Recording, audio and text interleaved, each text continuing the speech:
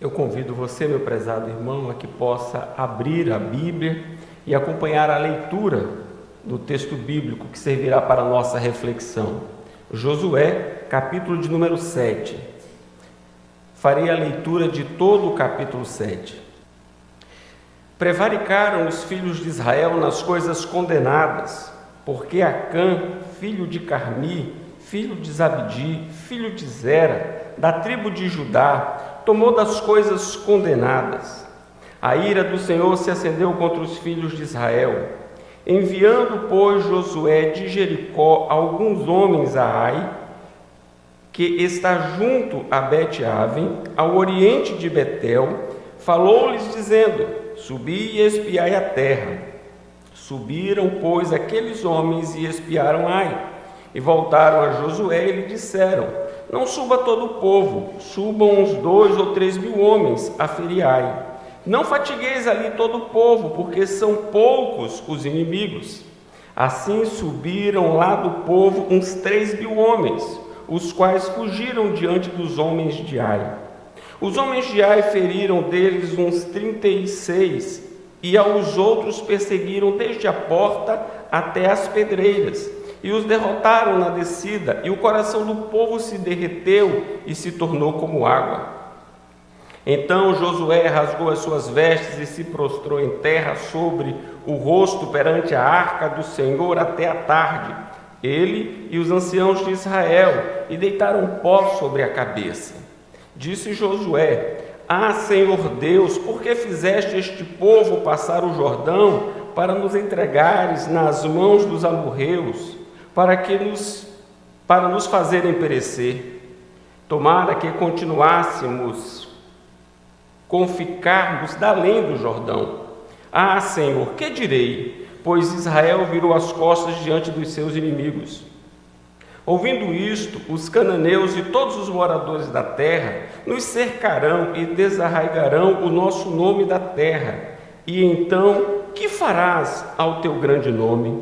Então disse o Senhor a Josué: levanta-te, porque estás prostrado assim sobre o rosto? Israel pecou e violaram a minha aliança, aquilo que lhes ordenara, pois tomaram das coisas condenadas e furtaram e dissimularam, e até debaixo da sua bagagem o puseram, pelo que os filhos de Israel não puderam resistir aos seus inimigos, viraram as costas diante deles. Porquanto Israel se fizera condenado, já não serei convosco, se não eliminardes do vosso meio a coisa roubada. Dispõe-te, santifica o povo e dize: santificai-vos para amanhã, porque assim diz o Senhor, Deus de Israel: há coisas condenadas no vosso meio, ó Israel. Aos vossos inimigos não podereis resistir, enquanto não eliminardes do vosso meio as coisas condenadas. Pela manhã, pois, vos chegareis segundo as vossas tribos, e será que a tribo que o Senhor designar por sorte se chegará segundo as famílias, e a família que o Senhor designar se chegará por casas, e a casa que o Senhor designar se chegará homem por homem. Aquele que for achado com as coisas condenadas, com a coisa condenada, será queimado, ele e tudo quanto tiver, porquanto violou a aliança do Senhor e fez loucura em Israel. Então Josué se levantou de madrugada e fez chegar a Israel segundo as suas tribos, e caiu a sorte sobre a tribo de Judá. Fazendo chegar a tribo de Judá, caiu sobre a família dos Zeraitas. Fazendo chegar a família dos Zeraitas, homem por homem, caiu sobre Zabdi. E fazendo chegar a sua casa, homem por homem, caiu sobre Acã, filho de Carmi, filho de Zabdi, filho de Zera, da tribo de Judá. Então disse Josué a Acã: filho meu, dá glória ao Senhor, Deus de Israel, e a ele rende louvores, e declara-me agora: o que fizeste? Não o ocultes. Respondeu Acã a Josué e disse: verdadeiramente pequei contra o Senhor, Deus de Israel, e fiz assim e assim. Quando vi entre os despojos uma boa capa babilônica e 200 siclos de prata, e uma barra de ouro do peso de 50 siclos, cobiceios e tomeios, e eis que estão escondidos na terra, no meio da minha tenda, e a prata por baixo. Então Josué enviou mensageiros que foram correndo à tenda, e eis que tudo estava escondido nela, e a prata por baixo. Tomaram, pois, aquelas coisas do meio da tenda, e as trouxeram a Josué e a todos os filhos de Israel, e as colocaram perante o Senhor. Então Josué e todo Israel com ele tomaram Acã, filho de Zera, e a prata, e a capa, e a barra de ouro, e seus filhos, e suas filhas, e seus bois, e seus jumentos, e suas ovelhas, e sua tenda, e tudo quanto tinha, e levaram-nos ao vale de Acor. Disse, pois, Josué: por que nos conturbaste? O Senhor hoje te conturbará. E todo Israel o apedrejou, e depois de apedrejá-los, queimou-os. E levantaram sobre ele um montão de pedras, que permanece até o dia de hoje. Assim o Senhor apagou o furor da sua ira, pelo que aquele lugar se chama o Vale de Acor até ao dia de hoje. Amém. Certamente, meus amados irmãos, nós estamos diante de um dos textos mais dramáticos da Escritura. Um texto que não é fácil de ser lido, um texto que certamente não é fácil para a exposição, porém um texto que merece toda a nossa atenção e nosso cuidado por ser palavra de Deus. No texto lido temos preciosas lições para a orientação e a normativa da nossa vida. Dele podemos extrair lições preciosas para a nossa edificação, para o nosso crescimento, para a nossa advertência, para a correção de rota, se porventura estivermos empreendendo um caminho que esteja a desagradar ao Senhor. Do texto lido, eu gostaria então de destacar 3 aspectos. O primeiro aspecto é que o pecado impede a comunhão com Deus. O pecado é um obstáculo à comunhão com Deus. A nossa relação com Deus não é uma relação automática, ela não é uma relação mecânica. Nós não podemos imaginar que o fato de Deus ter empenhado a sua palavra e nos dispensado as suas promessas permite-nos viver uma vida alheia ao seu propósito, ao seu querer, à sua vontade. Que pelo fato de Deus ser misericordioso, ser amoroso, ser bondoso, nós então estamos livres para contrariá-lo, para desobedecê-lo, para seguir a nossa vida segundo a imaginação do nosso coração. E ainda assim seremos abençoados, e ainda assim seremos guardados, e ainda assim seremos protegidos, e ainda assim a nossa vida seguirá de vento em polpa, e nada nos acontecerá. Certamente este não é o ensino bíblico. O nosso relacionamento com Deus não é um relacionamento que funciona no automático. Deus relaciona-se conosco de forma dinâmica, e quando nós observamos então os primeiros capítulos de Josué, podemos perceber isso de uma forma nítida. Com a morte de Moisés, Deus misericordiosamente levanta um outro líder, Josué. Não deixe o povo sem direção, não deixe o povo sem norte, não deixe o povo sem rumo. Suscita alguém que vai suceder o grande líder e legislador, que dará continuidade ao trabalho que ele vinha já desempenhando. Então o povo é abençoado com um líder que é temente a Deus e que confia em sua palavra. Temos logo em seguida, após a escolha de Josué, a narrativa de como os espias chegaram ali em Jericó. E ali em Jericó perceberam a graça abundante de Deus, já na figura de Raabe, que é então tomada de temor pelo conhecimento que ela tem acerca do ser e da obra de Deus. E ali os espias percebem de forma clara como Deus vem trabalhando ao longo da história para cumprir a sua promessa e permitir ao seu povo adentrar a terra prometida. Certamente, segundo o relato de Raabe, o coração dos povos estava como que derretido diante da grandeza e da majestade do Deus Todo-Poderoso, o que dá então encorajamento ao povo de Israel para seguir em frente. No capítulo de número 3, nós temos então uma manifestação extraordinária do Deus soberano, que faz com que as águas do Jordão elas parem, que elas se transformem como que em paredes e o povo possa atravessar, repetindo o que ele fizera no passado com Moisés quando abriu o Mar Vermelho. Então, uma nova manifestação da graça de Deus, uma nova manifestação do poder de Deus, uma nova manifestação da presença de Deus com o seu povo é evidente, é claro, que faz com que o coração do povo se alegre, com que o coração do povo se exulte, de forma que o coração do povo está confiante de que efetivamente a promessa haverá de se cumprir. Um memorial é levantado, um memorial é posto para que todos tomem conhecimento que Deus é um Deus fiel, que Deus é um Deus misericordioso, que Deus é um Deus compassivo, que Deus é um Deus que caminha lado a lado com o seu povo, que é um Deus que trabalha pelo seu povo. Quando o memorial foi erguido, é no sentido de que as futuras gerações sempre tivessem uma referência a respeito do Deus presente, do Deus que age, do Deus clemente, do Deus benigno, do Deus fiel. No capítulo de número 5, nós temos então o fato de uma evidência externa da consagração, da dedicação do povo por meio da circuncisão. Aqueles que nasceram no deserto não tinham recebido ainda o sinal de pertencimento ao povo de Deus, e agora eles recebem o sinal visível de pertencimento ao povo de Deus. A Páscoa é celebrada e logo em seguida um grande triunfo. Jericó é destruída de uma forma sobrenatural. Jericó é vencida de uma forma extraordinária.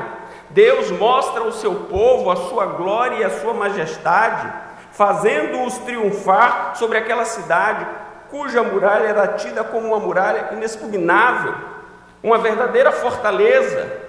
E aqui nós temos então o coração do povo sendo aquecido, sendo fortalecido, sendo incentivado por todos esses atos poderosos de Deus, por tantas vitórias, por tantas bênçãos, por tantas glórias. Certamente o povo de Deus estava a celebrar. Porém, é bom que se diga que quando da tomada de Jericó, o próprio Deus deu uma determinação que deveria ser seguida à risca. Diz o versículo 18 do capítulo 6: tão somente guardai-vos das coisas condenadas, para que, tendo-as vós condenado, não as tomeis, e assim torneis maldito o arraial de Israel e o confundais. Porém, toda prata e ouro e utensílios de bronze e de ferro são consagrados ao Senhor, irão para o seu tesouro. Esta advertência foi dada, foi proclamada, foi ensinada, foi partilhada, para que todos soubessem que por meio da retenção única e exclusivamente para Deus dos despojos ali de Jericó, estava patente que a vitória era uma vitória decorrente única e exclusivamente da graça e da força do braço de Deus. Deus não permitiu que absolutamente nada fosse retirado pelos soldados, para que ficasse claro que a vitória era decorrente de um ato sobrenatural de Deus. E diz-nos o texto no capítulo 7 que um líder militar chamado Acã cobiçou no seu coração aquilo que já estava devidamente claro e patente, que pertencia única e exclusivamente a Deus. O texto bíblico que acabamos de ler nos diz que ao contemplar aqueles objetos, prata, ouro e uma capa babilônica, ele cobiçou aquilo. E aqui vai uma advertência, meus amados irmãos. A cobiça é certamente a porta pela qual todos os demais pecados passam. Ou, dizendo de outra maneira, é aquele pecado que, ao praticarmos, nos leva à quebra dos demais mandamentos. Tomemos como exemplo o caso de Davi, que teve a sua derrocada espiritual por conta da cobiça, o desejo de possuir aquilo que não lhe era permitido, dar vazão ao desejo de possuir o que não era permitido, levou o rei Davi à vergonha, à derrota e à dor. E aqui nós temos então um líder militar que, mesmo sabendo o que estava determinado por Deus, não os tomeis, e assim tornareis maldito o arraial de Israel e o confundais, ele lança a mão daqueles objetos e toma para si. Ele não roubou de alguém, ele não roubou do seu próximo. Ele tomou do próprio Deus, como se isso porventura fosse possível. O que o levou a fazer tal coisa? A ganância, a soberba, o desejo de engrandecimento? Para que ele queria uma capa babilônica? Ele era um judeu, nem sequer ele poderia usá-la, porque seria público e notório que ele retirou aquilo de algum lugar. Ele estava guardando para si algo que nem sequer ele poderia utilizar. Mas ele deixou que a cobiça tomasse conta do seu coração, e a cobiça o levou à desobediência. A cobiça fez com que o seu coração se rebelasse. Ele estava inseguro quanto à providência de Deus. É melhor eu pegar isso aqui agora, é melhor eu tomar conta disso aqui agora. Eu não sei se futuramente terei uma outra oportunidade, eu não sei se futuramente eu terei na mesma proporção, na mesma quantidade. Permitam-me aqui uma expressão pouco comum para um púlpito, mas farinha pouca, meu pirão primeiro. Eu vou lançar a mão logo do que está aqui diante dos meus olhos. Isso revelava que ele não estava a acreditar na providência de Deus. Isso revelava que para ele a determinação de Deus não tinha valor, que a palavra de Deus não tinha sentido, que a palavra de Deus poderia ser desobedecida, ultrajada, pisoteada e absolutamente nada iria acontecer. Talvez ele tivesse raciocinado: eu preciso garantir o futuro dos meus filhos, e se garantir o futuro dos meus filhos implica em desobedecer a Deus, eu vou desobedecer a Deus para garantir o futuro dos meus filhos. Meus amados irmãos, a atitude de Acã só revela o que estava no seu coração, e ele então não dá nenhum crédito à palavra de Deus. Que coisa terrível! Nós precisamos lembrar que todas as vezes que nós optamos pelo pecado, nós criamos uma barreira de separação entre nós e nosso Deus. E o texto nos diz que aquele poderoso exército, ele é batido, ele é escorraçado, ele é rechaçado, porque Deus não está com eles. O texto nos diz que Josué envia espias à cidade de Ai. Os espias vão, fazem uma análise, voltam dizendo: olha, 2 ou 3 mil homens são suficientes. Josué então encaminha aquele contingente militar, e aquele contingente militar seguro, e aquele contingente militar confiante, e aquele contingente militar completamente estribado nas suas próprias forças, diante do adversário, diante do inimigo, é posto para correr. A bênção de Deus não está com aquele contingente militar. Antes, diante de uma fortaleza inexpugnável, a fortaleza se derrete diante do povo de Deus. Agora, diante de uma minúscula cidade, de uma cidade pequena, de uma cidade fraca, de uma cidade frágil, de uma cidade insignificante, o povo de Deus é humilhado. Pessoas são mortas, exatamente 36, e os demais eles saem correndo. Isso nos mostra, meus amados irmãos, que não é o tamanho do inimigo que nos garante a vitória, não é o tamanho do adversário que diz acerca da intensidade da luta. O que efetivamente importa é se Deus está ou não conosco.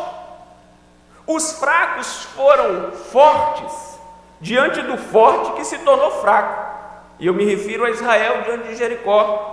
Mas agora, aqueles que se achavam fortes diante do fraco, foram feitos de fracos por aqueles tidos como insignificantes.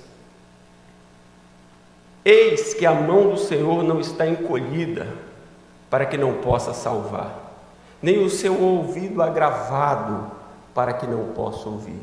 Mas, diz o profeta Isaías, os vossos pecados, eles fazem separação entre vós e o vosso Deus. Os vossos pecados, eles se tornam um obstáculo, e Deus então não os ouve. Deus não ouve a vocês. Porque o pecado efetivamente se torna um empecilho, um embaraço, um obstáculo à nossa comunhão com Deus. Porém, Acã raciocinou: ninguém está vendo, ninguém está percebendo, é algo pessoal, é algo privativo. Deus não precisa de ouro, de prata, quem precisa disso sou eu. Para que Deus quer prata? Para que Deus quer ouro? Quem está precisando disso sou eu. Quem vai fazer bom uso disso sou eu. Sou eu que sei. Ninguém está vendo, ninguém está sabendo. E é uma coisa boba, uma coisa insignificante. Meus amados irmãos, quem diz o que deve ser feito, quando deve ser feito e como deve ser feito, é o próprio Deus. Nós não temos direito de contradizê-lo. Nós não temos o direito de torcer a sua palavra e de fazer em desacordo ao que Ele nos apresentou. Por que das nossas derrotas, dos nossos fracassos? Se não porventura, porque tantas vezes estamos em oposição ao próprio Deus. Nós estamos a confrontar o Senhor dos Senhores e o Rei dos Reis, por meio do nosso procedimento, da nossa prática. E enquanto o nosso comportamento for um comportamento de confronto e de afronta a Deus e a sua palavra, Deus não estará conosco, a sua bênção não estará sobre nós, nós não temos segurança, nós estamos vulneráveis, a qualquer momento nós podemos padecer. Mas eles estavam muito confiantes, afinal de contas Jericó já havia caído. Se Jericó havia caído, quanto mais Ai. Porque agora Deus está conosco, independente de qualquer coisa. Não, absolutamente não. Os nossos pecados fazem separação entre nós e o nosso Deus. Muito tempo depois, em Israel, aqueles que se diziam povo do Senhor gostavam de dizer: templo do Senhor, templo do Senhor, templo do Senhor. Era um chavão. Quando um exército adversário se aproximava, eles usavam o chavão, o jargão. Eles não queriam corrigir a vida, eles não queriam corrigir o procedimento, eles achavam que podiam lançar mão de um amuleto, e então eles diziam: templo, templo do Senhor, templo do Senhor, templo do Senhor. E o profeta diz: não adianta dizer templo do Senhor, templo do Senhor, templo do Senhor, confiando que o templo haverá de livrá-los. Quem pode livrá-los é Deus, e Deus haverá de livrá-los quando houver uma correção de rota, quando houver uma correção de rumo, quando houver um acerto de vida com Deus. Balaão foi chamado para amaldiçoar o povo de Deus.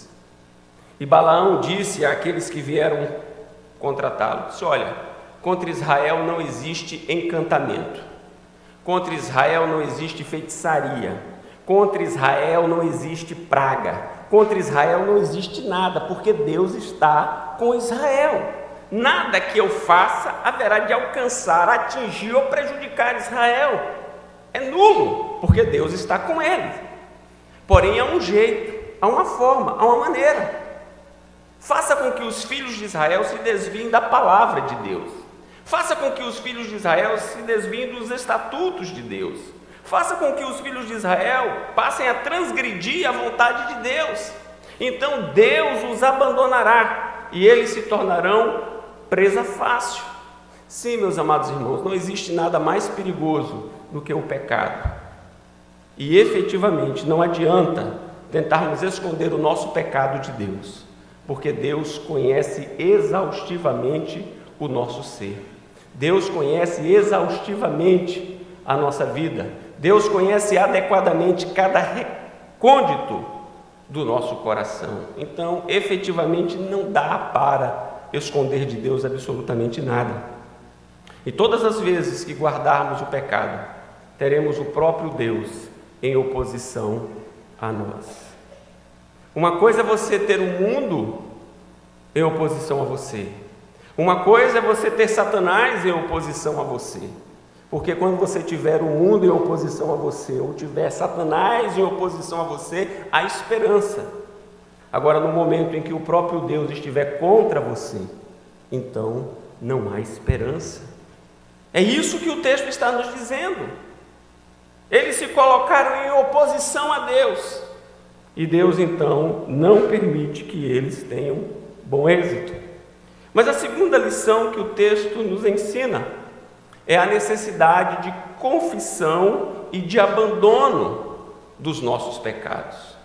A Escritura diz que o que encobre as suas transgressões jamais prosperará, mas os que a confessa e deixa alcançará do Senhor misericórdia. Se encobre, não prospera, porém se confessa e deixa, alcança do Senhor misericórdia. Vejamos aqui o texto bíblico, versículo 6. Então Josué rasgou as suas vestes e se prostrou em terra sobre o rosto perante a arca do Senhor até a tarde, ele e os anciãos de Israel, e deitaram pó sobre a cabeça. Disse Josué: Ah, Senhor Deus, por que fizeste este povo passar o Jordão para nos entregares nas mãos dos amorreus, para nos fazerem perecer? Tomara nos contentáramos com ficarmos da além do Jordão. Josué estava se humilhando diante de Deus. A liderança de Israel estava se humilhando diante de Deus. Porém, eles precisavam de uma correção de rota, uma correção de rumo.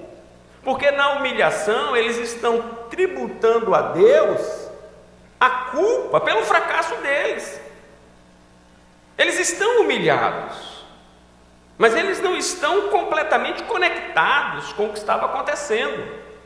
E é de estranhar que Josué tome tal postura, porque Josué sabia da promessa de Deus quanto a dar ao seu povo a terra prometida.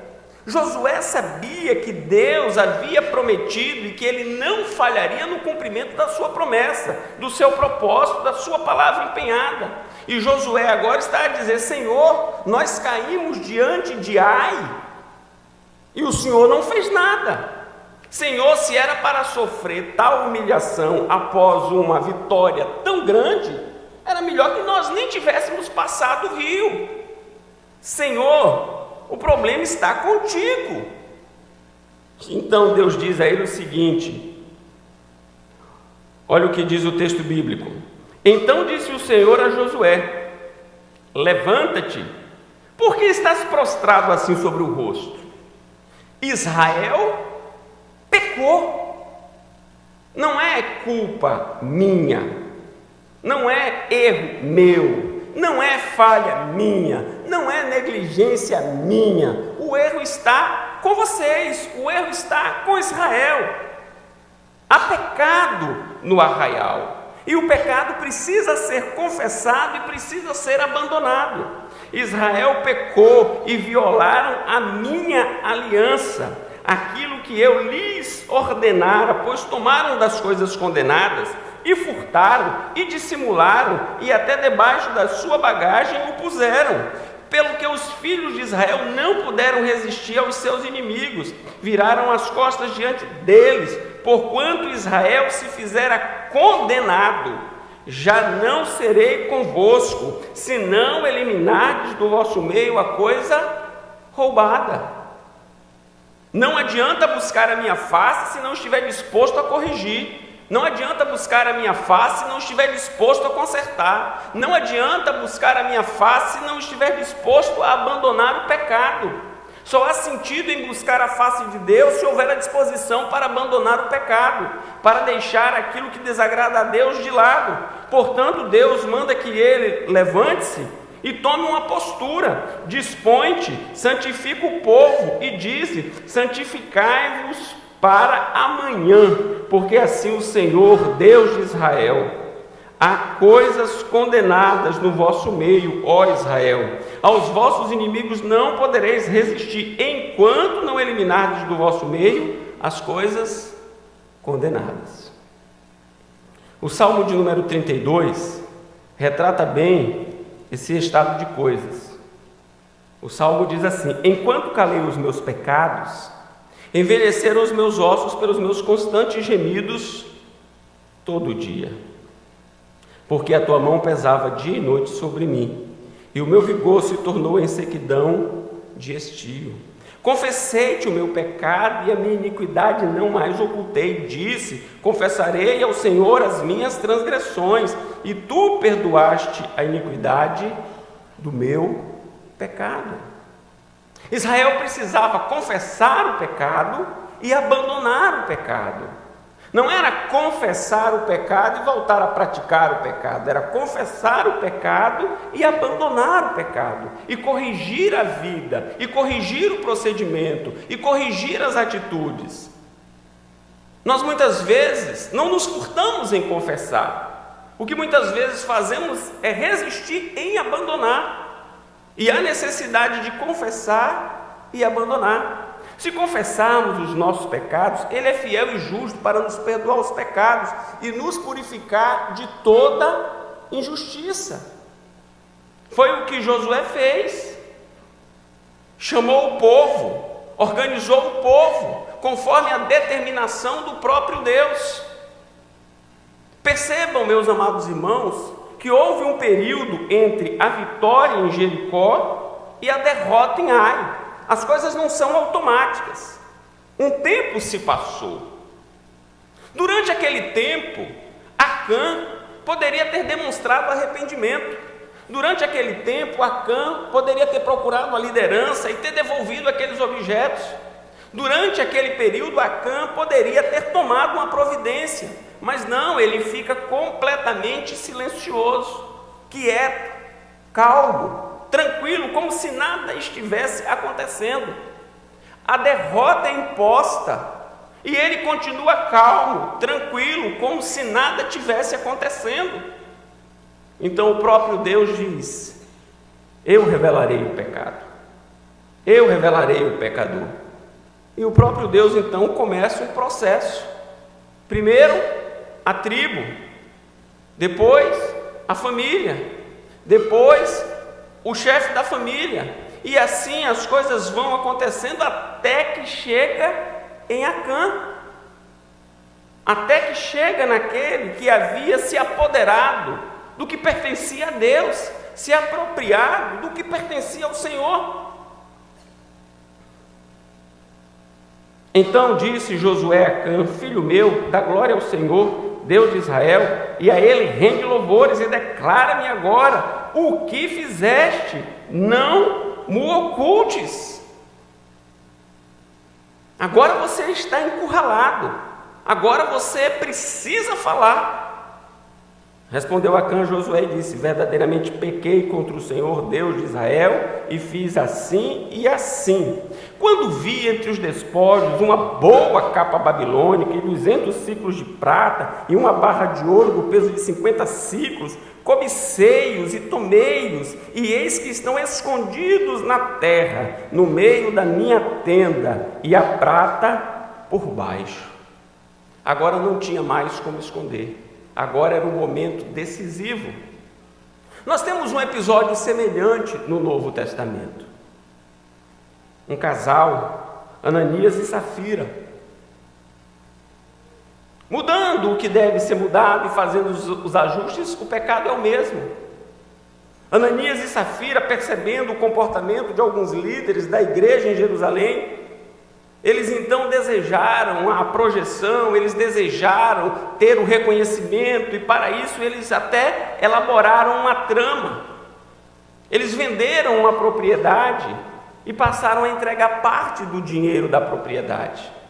O problema não é que eles entregaram parte, eles podiam não ter entregue absolutamente nada, não era obrigado eles fazerem aquilo.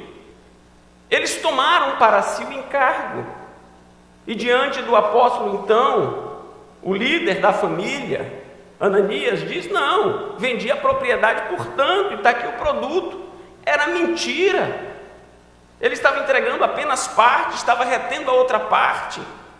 Ele pensou que aquilo ia ficar secreto, ele pensou que aquilo ia ficar oculto, que ninguém ia descobrir, mas nós não conseguimos esconder de Deus. E nós sabemos qual foi a punição que ele recebeu. Diz-nos a Escritura que um tempo depois chegou a sua esposa. A misericórdia lhe foi dispensada, a graça lhe foi estendida. A pergunta que lhe fora feita demonstra compaixão. Ela poderia ter denunciado o plano, ela poderia ter falado a respeito do que estava acontecendo, mas não, ela foi conivente, talvez segura e certa de que absolutamente ninguém descobriria o plano. Porém, Deus que conhece os corações não ia deixar que aquele pecado viesse a trazer ruína à igreja primitiva.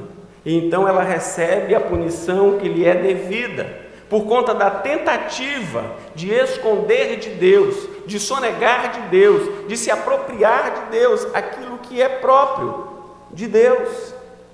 Não houve arrependimento, não houve quebrantamento, não houve absolutamente mudança. Meus amados irmãos, nós somos chamados por Deus a uma mudança de vida, cada um individualmente, a refletir, a pensar. Eu não tenho que ver sobre a sua vida, eu tenho que ver sobre a minha vida. Eu não tenho que aqui dizer, seria tão bom se fulano estivesse aqui para ouvir esta mensagem, fulano está precisando. Não é fulano que está precisando, quem está precisando sou eu. A mensagem é endereçada a mim, ao meu coração, à minha vida. E para que tenhamos comunhão com Deus, é necessário o arrependimento. E o arrependimento é caracterizado pelo abandono do pecado, por deixar a vida que desagrada a Deus. Lembremos-nos da promessa da graça: se confessarmos os nossos pecados, Ele é fiel e justo para nos perdoar os pecados e nos purificar de toda injustiça. Não de muita coisa errada, não de algumas coisas erradas, mas absolutamente de tudo. O que confessa e deixa alcançará misericórdia. O texto nos ensina não só que o pecado inviabiliza a comunhão com Deus. O texto ensina não só que Deus requer de nós a confissão e o abandono do pecado. O texto nos ensina que a justiça de Deus não é incompatível com o seu amor, ou o seu amor neutraliza a sua justiça. Porque agora Deus chama o pecador ao ajuste de contas. Deus agora chama o transgressor para que compareça diante do seu tribunal. Diz o texto, versículo 22. Então Josué enviou mensageiros que foram correndo à tenda, e eis que tudo estava escondido nela, e a prata por baixo. Tomaram, pois, aquelas coisas do meio da tenda e as trouxeram a Josué e a todos os filhos de Israel e as colocaram perante o Senhor. Então Josué e todo Israel com ele tomaram Acã, filho de Zera, e a prata, e a capa, e a barra de ouro, e seus filhos, e suas filhas, e seus bois, e seus jumentos, e suas ovelhas, e sua tenda, e tudo quanto tinha, e levaram-nos ao vale de Acor. Disse Josué: por que nos conturbaste? O Senhor hoje te conturbará. E todo Israel o apedrejou, e depois de apedrejá-los, queimou-os, e levantaram sobre ele um montão de pedras, que permanece até o dia de hoje. Talvez aqui nós tenhamos a parte mais difícil do texto, porque alguém pode dizer como Deus permitiu que tal coisa ocorresse. Não só permitiu, foi uma ordem expressa do próprio Deus. Eles estavam agindo ali debaixo da orientação do próprio Deus, porque Deus queria ensinar ao seu povo que a sua glória, a sua majestade é o que existe de mais precioso, que a sua glória não pode ser vilipendiada, pisada, ultrajada, desprezada, negligenciada, que Ele é Senhor sobre todos e Ele reina gloriosamente. E ele foi afrontado, desacatado, desrespeitado, e o seu povo precisava aprender, por meio daquele exemplo, que isso não seria compatível com o Deus de toda a glória. Meus amados irmãos, Acã falhou. Ele falhou quando ele, por meio das suas atitudes, contribuiu para a morte de 36 pessoas, 36 famílias, perderam seus entes queridos por causa do pecado de Acã. Acã pecou, porque Acã, como líder militar, ele sabia que Israel estava a exercer o juízo de Deus sobre aqueles povos. Quando nós lemos em Êxodo 15, no versículo de número 21, nós temos o relato da parte de Deus a Abraão, que no futuro, os descendentes de Abraão haveriam de julgar os povos que estavam na terra prometida por Deus ao seu povo. Ainda não era o tempo de julgamento, porque o cálice da ira de Deus ainda estava enchendo. Deus tem um cálice, e o cálice da sua ira é uma coisa muito séria. Esse cálice foi vertido no dilúvio. Deus esperou que a medida do cálice fosse completada, e quando a medida foi completada, ele então virou o cálice da sua ira. Em Sodoma e Gomorra, ele aguardou até que o cálice da sua ira estivesse completo, e ele verteu o cálice da sua ira sobre aquela cidade impenitente. E agora, sobre aquelas 10 nações, ele estava a verter o cálice da sua ira. Não pensem os irmãos que Israel estava ali se apropriando da terra de uma forma gananciosa. Não pensem os irmãos que Israel estava ali a disputar o território de forma injusta. Israel estava ali como juiz de Deus sobre aqueles povos, porque aqueles povos se distanciaram de Deus. Então Israel estava ali executando uma sentença, e o juiz que estava ali fazendo parte da execução da sentença, ele então contraria todos os princípios normativos, e aquele que deveria dar o exemplo é o mau exemplo. Aquele que deveria ser o paradigma se porta da forma mais indigna. Acã tinha culpa sim, porque ele estava ali, não somente ele, mas todo Israel, como o juízo de Deus sobre aqueles povos, pela dureza do coração dos povos. Mas o juiz subverteu a ordem. O juiz achou que ele estava ileso, que ele podia tudo, que nada iria acontecer com ele, que com os pagãos a ira de Deus seria derramada, mas sobre eles não. Pastor Hernandes costuma dizer que os pecados do líder são os líderes do pecado.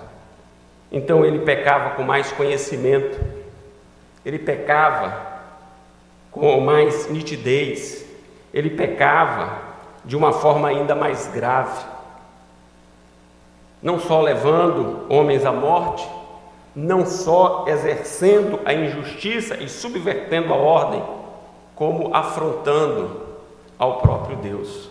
O amor de Deus não está em conflito com a sua justiça, e a sua justiça nada mais é do que a manifestação do seu amor. Por isso eles são apedrejados e depois queimados, e colunas são levantadas, e agora chama a atenção, a nossa atenção, porque antes as colunas foram levantadas para mostrar a graça e a misericórdia de Deus quando eles atravessaram o Jordão. Agora as colunas serão levantadas para mostrar o juízo de Deus quando eles estão na terra prometida. Talvez alguém possa dizer, mas isso é algo muito duro. Não é duro não, meu irmão, porque quando Deus nos resgatou, Ele entregou o seu Filho completamente inocente para sorver o cálice da sua ira. Quando Cristo foi levado à cruz, pelos meus pecados, pelos seus pecados, para a nossa redenção, Ele recebeu o castigo que a nós era um castigo devido, mas a Ele não. Então nós não podemos pensar que Deus não estava sabendo o que estava sendo feito, ou estava indiferente ao que estava sendo feito. Tudo o que estava sendo feito com base no seu amor, na sua graça, na sua misericórdia e no seu favor, para ensinar o seu povo a obedecê-lo, a respeitá-lo, a amá-lo, a segui-lo, a adorá-lo e a valorizá-lo como o que há de mais sublime, mais glorioso. A justiça de Deus caminha lado a lado com o seu amor. E na cruz, o Pai sentiu a dor de ver o seu Filho sendo humilhado vilipendiado, ultrajado e sorvendo o cálice da sua ira, que mais uma vez fora derramado para a nossa redenção.